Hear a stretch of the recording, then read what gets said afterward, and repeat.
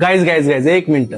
तुम्ही तुमचा वर्कआउट झाल्यानंतर तो वर्कआउट एन्जॉय करता का थकून हारून घरी जाता हे कमेंट मध्ये नक्की कळवा.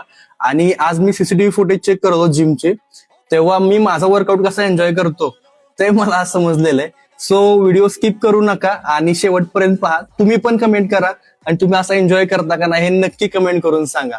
व्हिडिओ बघूयात.